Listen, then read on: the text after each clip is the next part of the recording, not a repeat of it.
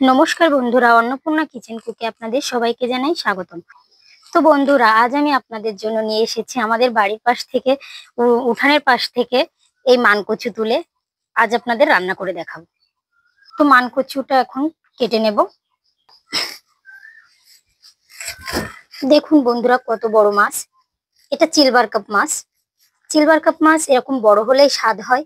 তো আমি মানকচুটা আজ বড় সিলভার কাপ মাছ দিয়ে রান্না করব।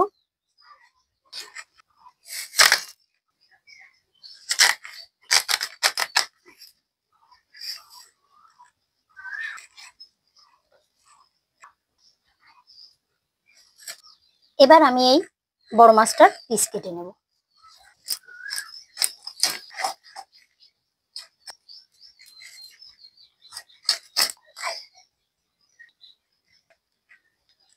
দেখুন বন্ধুরা, পিসগুলো আমি কাটছি তা মনে হচ্ছে যেন ইলিশ মাছের পিস কাটছি। তো বন্ধুরা, মাছ ও কচু আমি এবার ধুতে যাব।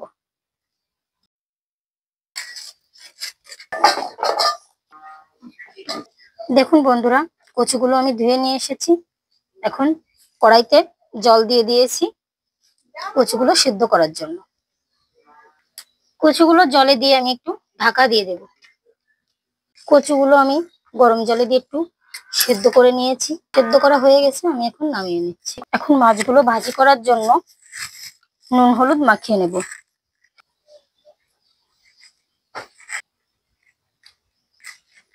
কড়াইটা গরম হয়ে গেছে, এখন আমি সাদা তেল দিয়ে দেব। বন্ধুরা, তেল গরম হয়ে গেছে, আমি এখন মাছগুলো ভাজি করার জন্য দিয়ে দেব।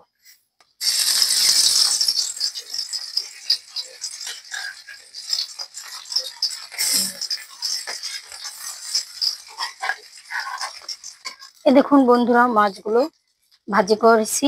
ভাজি করার পর লাল লাল লাল হয়ে আসছে। তোমার ভাজি করা হয়ে গেছে, আমি এখন মাছগুলো তুলে নেব।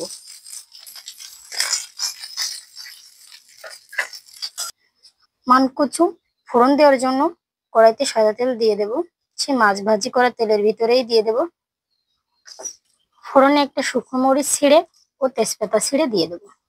1 চামচ পরিমাণে গোটা জিরে, কাঁচামরিচ বাটা দিয়ে দেব। সাথে শুকনো মরিচ বাটা দিয়ে দেবো। দিয়ে একটু নাড়িয়ে মরিচটা ভাজি করে নেব। হলুদ গুঁড়া দিয়ে দেবো, নুন দিয়ে দেবো, দিয়ে সামান্য পরিমাণে জল দিয়ে দেবো যাতে মশলাটা পুড়ে না যায়। সেদ্ধ করে রাখা কচু জল ঝরিয়ে আমি এবার মশলা কষানোর ভিতরে দিয়ে দেবো। কচুগুলো একটু ভাজি ভাজি হয়ে আসলে আমি ধনে জিরে বাটা একসঙ্গে দিয়ে দেবো। দিয়ে আবারও একটু নাড়িয়ে দেবো।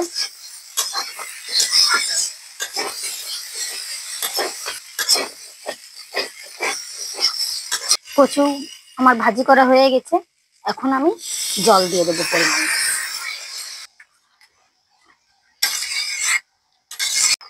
মানকচুটাতে যাতে গলা না চুলকায় সেজন্য আমি একটু রসুন বাটা দিয়ে দেব।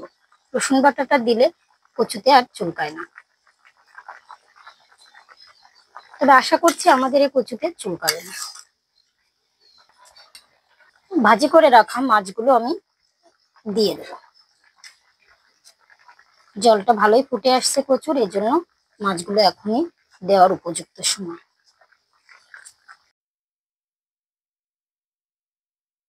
কচু নামানোর আগে আমি গুঁড়ো করে রাখা মশলা দিয়ে দেব।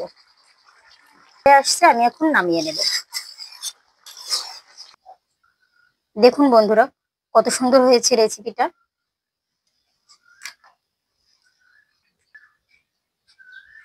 তো বন্ধুরা, আমার এই মানকচু রান্না করার রেসিপিটা আপনাদের কেমন লেগেছে?